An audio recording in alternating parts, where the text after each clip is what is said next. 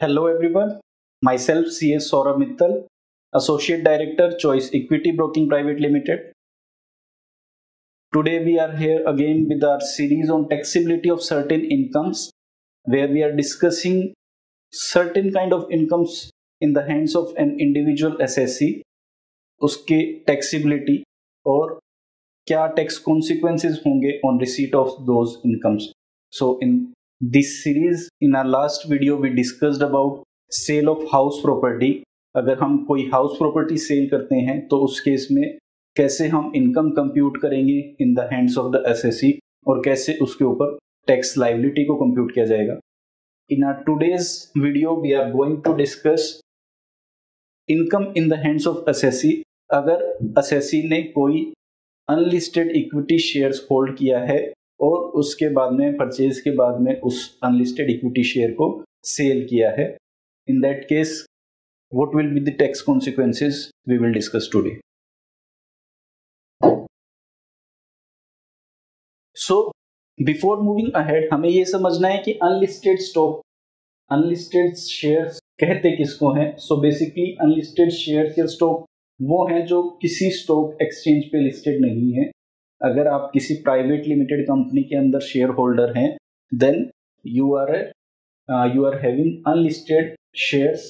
और आज का हमारा डिस्कशन इसी के अराउंड है कि अगर उन अनलिस्टेड शेयर्स को, अनलिस्टेड स्टॉक्स को आप सेल करते हैं तो उस केस में क्या टैक्स कॉन्सिक्वेंसेस होंगे.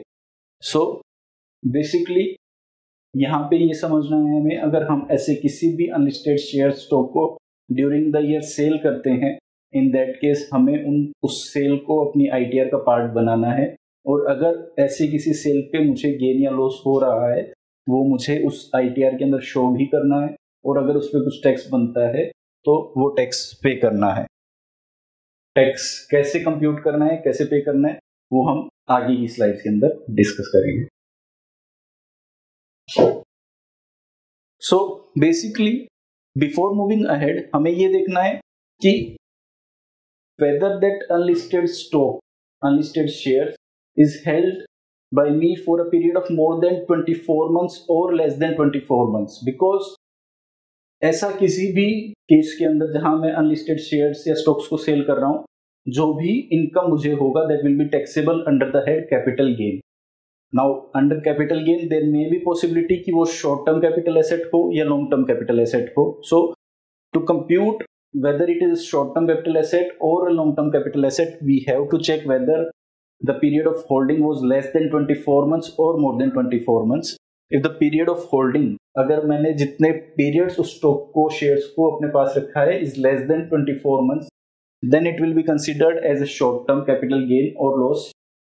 If the period of holding is more than 24 months, in that case it will give me long term capital gain.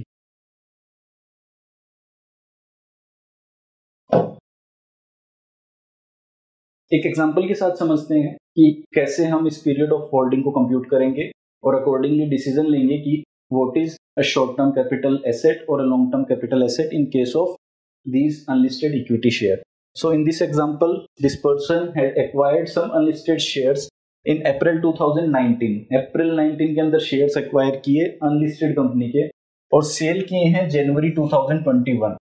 So this is something, a period of holding is less than 24 months, around 20-21 months. Now in this case, क्योंकि 24 months से कम है period of holding, then this will be considered as a short term capital asset. और अगर इसके cell पे, इन unlisted equity shares के cell पे मुझे जो भी गेन या लॉस होगा that will be considered as short term capital gain or short term capital loss.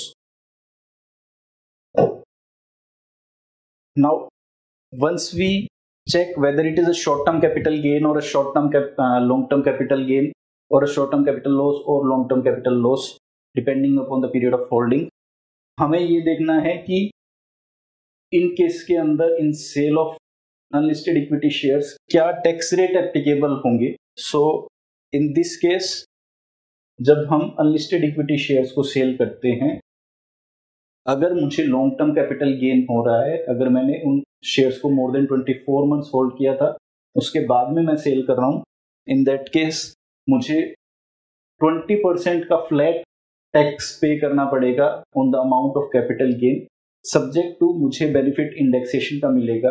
Basically जिस साल में मैंने उस शेयर्स को एक्वायर किया होगा उस साल के इंडेक्स और करंट फाइनेंशियल ईयर के इंडेक्स के बेसिस पे मैं index cost of acquisition calculate करूंगा उन शेयर्स की और उसको लेस करूंगा out of the sale proceeds of those unlisted equity share. जो मेरा गेन का अमाउंट होगा उस पे I will pay flat 20% long term capital gain. For short term capital gain in such a scenario जो भी मेरा गेन का अमाउंट निकलेगा bye subtracting the cost of acquisition out of the total sale amount, the capital gain will be considered as my income and it will be taxed as a normal income as per the applicable slab rate. So ये scenario उस case में है, resident SSC की case में है, जब उसने unlisted equity share acquire किए, वो शेयर होल्डर एक अनलिस्टेड कंपनी के अंदर बना और बिफोर वो कंपनी लिस्ट होती किसी स्टॉक एक्सचेंज पे उसने उस अनलिस्टेड इक्विटी शेयर को सेल कर दिया, उस केस में these will be my tax rates applicable. Now we will discuss अगर किसी एसएससी ने अनलिस्टेड इक्विटी शेयर्स एक्वायर किए हैं बट जब वो सेल करने जाता है उससे पहले वो अनलिस्टेड इक्विटी शेयर्स लिस्ट हो जाते हैं किसी भी स्टॉक एक्सचेंज पे through IPO. In that case हम कैसे टैक्स कैलकुलेट करेंगे, क्योंकि हमने अनलिस्टेड इक्विटी शेयर्स के केस में टैक्स रेट देखा, पीरियड ऑफ होल्डिंग कंप्यूट करने का मैकेनिज्म देखा, बट लिस्टेड के केस में हमें पता है कि टैक्स रेट भी अलग है, पीरियड ऑफ होल्डिंग भी अलग है।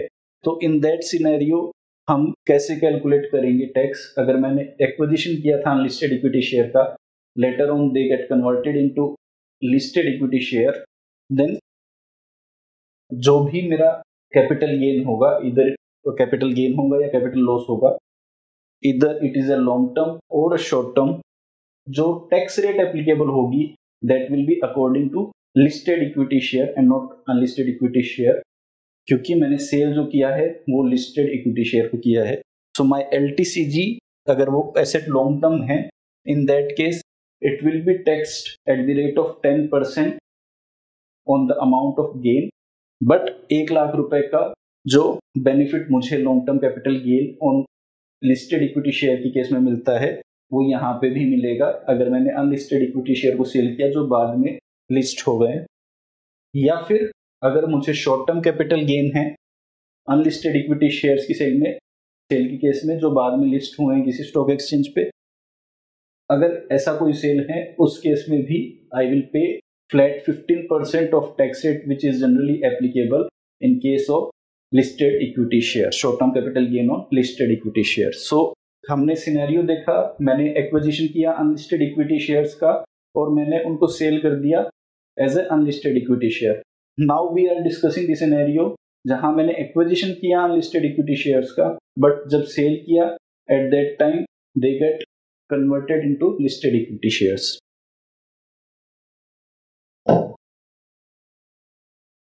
नाउ अगर मुझे लॉस होता है उस केस में क्या प्रोविजन होगा। हमने पहले डिस्कस किया कि गेन के केस में क्या रेट्स एप्लीकेबल होंगी जब सेल हो रही है अनलिस्टेड इक्विटी शेयर की या फिर सेल हो रही है when they get converted into listed equity share. But अब हम डिस्कस करेंगे कि अगर मुझे लॉस हो रहा है ऐसे किसी अनलिस्टेड इक्विटी शेयर को सेल करने के केस में, तो उस केस में क्या होगा। अगर आपको शॉर्ट टर्म कैपिटल लॉस हुआ है, आपका period of holding less than 24 months है और आपको शॉर्ट टर्म कैपिटल लॉस हुआ है ऐसे केस के अंदर, इन दैट केस आप उस लॉस को एडजस्ट कर सकते हैं शॉर्ट टर्म कैपिटल गेन या लॉन्ग टर्म कैपिटल गेन, कोई भी अगर आपको है किसी और एसेट से, किसी और कैपिटल एसेट से, उससे आप सेट ऑफ कर सकते हैं। उस सेट ऑफ के बाद में फिर भी आपको अगर कोई शॉर्ट टर्म कैपिटल लॉस बचता है वो आप कैरी फॉरवर्ड कर सकते हैं to the 8 future years and आप फ्यूचर में होने वाले किसी शॉर्ट टर्म कैपिटल गेन या लॉन्ग टर्म कैपिटल गेन्स के साथ में उस अमाउंट को, उस लॉस को एडजस्ट कर सकते हैं। सेकेंड सिनेरियो, अगर आपको लॉन्ग टर्म कैपिटल लॉस हुआ है in case of sale of any such unlisted equity share, in that case आप उस लॉन्ग टर्म कैपिटल लॉस को किसी और लॉन्ग टर्म कैपिटल गेन के साथ एडजस्ट कर सकते हैं, किसी और कैपिटल एसेट पे होने वाले लॉन्ग टर्म कैपिटल गेन के साथ एडजस्ट कर सकते हैं। Still after adjusting with any other long term capital gain, अगर आपके पास कोई और कैपिटल लॉस बचता है, लॉन्ग टर्म कैपिटल लॉस बचता है, that you can carry forward up to 8 assessment years, और आप फ्यूचर में होने वाले लॉन्ग टर्म कैपिटल गेन के साथ उस लॉस को एडजस्ट कर सकते हैं और बेनिफिट ले सकते हैं। एक एग्जांपल हम लेते हैं यहाँ पे मिस्टर ए का फाइनेंशियल ईयर 1920 का एग्जांपल है, दैट डजंट मैटर 1920 और 2021। So in this case basically he is having a short term capital gain on listed equity shares.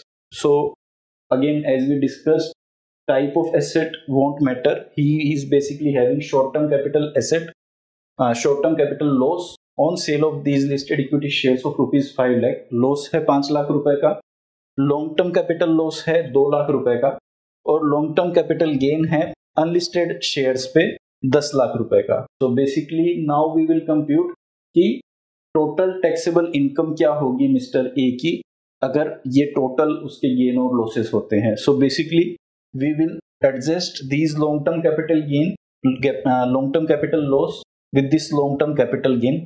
2 lakh rupees का loss है, 10 lakh का gain है, so my net long term capital gain is 8 lakh rupees, 8 lakh rupees। And इसके अलावा मुझे 5 लाख रुपए का short term capital loss है।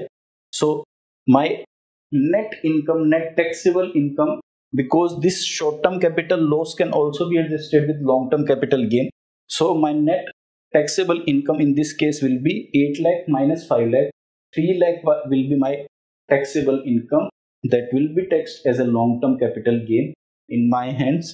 Since this 3 lakh rupees of capital gain is for unlisted shares, pertains to sale of unlisted shares, and as we discussed in the earlier slide, इस 3 लाख रुपए के ऊपर मुझे 20% के हिसाब से टैक्स पे करना पड़ेगा, लॉन्ग टर्म कैपिटल गेन पे करना पड़ेगा। So that's all in our today's video. Hope you understand the concept of sale of unlisted equity shares. If you like this video, press the like button, share and subscribe our channel. Thank you.